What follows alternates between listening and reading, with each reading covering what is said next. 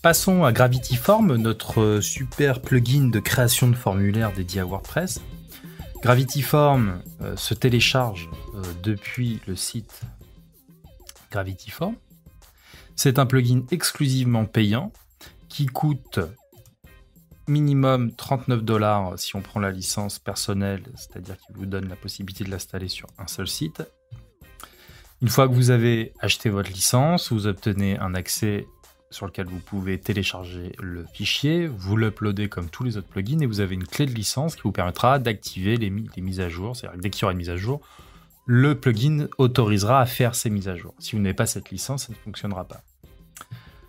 Une fois installé, ce plugin se présente sous la forme d'un nouvel onglet qui s'appelle Formulaire, qui va vous permettre de créer de nouveaux formulaires, ajouter, contact par exemple. Vous avez la partie de gauche qui est la zone dans laquelle on va glisser de nouveaux champs et la partie de droite qui est une sorte de bibliothèque de type de champ. Donc la partie gauche là, c'est simplement une explication de base de comment on compose un champ. Je vais glisser un champ texte. Donc j'ai cliqué dessus, ou on peut aussi glisser comme ça. On peut mettre un champ email. Et puis en cliquant ici, j'arrive à des options relatives au champ. Je vais mettre non. Voilà. Je vais faire un tout petit formulaire de 2 champs. Je mets à jour. Voici. Présent, comment on charge un formulaire dans une page. Donc c'est un shortcode. On peut trouver ce shortcode sur la doc du plugin. Moi je l'ai ici. Et ce shortcode, il prend qu'un paramètre, il prend l'ID, c'est-à-dire l'identifiant du formulaire créé. Là on voit que l'ID c'est 3. Donc si on veut afficher ce formulaire-là, il faudra remplacer le 1 ici par un 3. On trouve cet ID dans la liste des formulaires. Donc quand on va dans formulaire, on le trouve aussi ici, ID 3. Si j'avais 10 formulaires, je pourrais savoir lequel je veux afficher en basant simplement sur la colonne ID. Je vais aller dans une page. On va prendre la page TestVC par exemple. Et dans cette page TestVC, donc je vais supprimer le contenu. On va faire comme si on n'avait pas Visual Composer. Je vais repasser en mode classique. Voilà à quoi ressemble l'éditeur en mode classique. Je vais coller mon shortcode. Et je vais y mettre l'ID 3. Je mets à jour.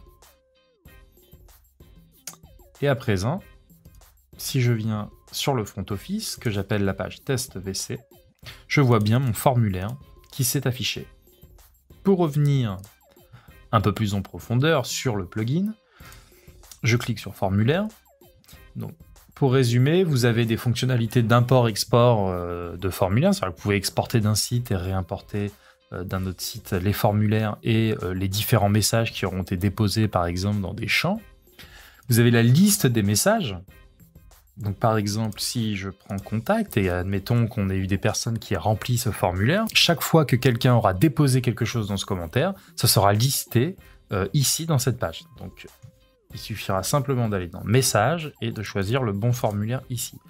Cette vue, elle est aussi accessible lorsqu'on est dans le formulaire en question. Si je vais dans formulaire contact, je peux accéder au message de ce formulaire en cliquant sur message. Vous avez les paramètres qui sont propres au formulaire dans lequel vous êtes. Donc c'est toute une liste de paramètres qui apportent de la flexibilité à ce formulaire. Et ensuite, vous avez aussi les paramètres globaux du plugin, c'est-à-dire qui vont s'appliquer à tous les formulaires. C'est ici.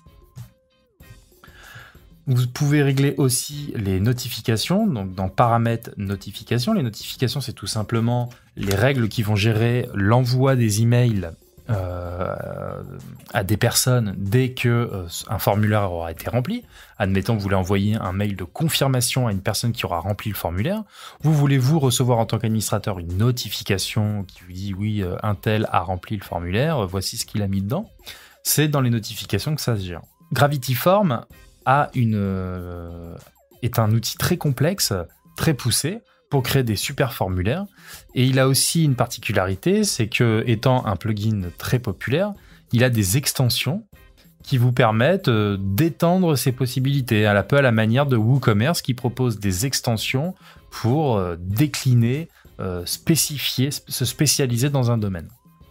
Donc voilà, là vous avez une petite idée des différents modules qui existent pour Gravity Form. Pour finir, je vous présente simplement comme Revolution Slider la possibilité, via les widgets, de charger un formulaire. Donc en installant Gravity Form, on a eu... Donc là, depuis les précédentes vidéos, il y a eu WooCommerce qui s'est installé. Donc on voit que la batterie de widgets disponibles s'est élargie. Mais là, en l'occurrence, c'est le widget formulaire qui nous intéresse, qui nous permet de charger un formulaire dans un emplacement de widget. On choisit le nom du formulaire et on a les options qui sont propres à ce plugin. Donc voilà pour Gravity Form, plugin que je qualifierais d'indispensable sur tout site.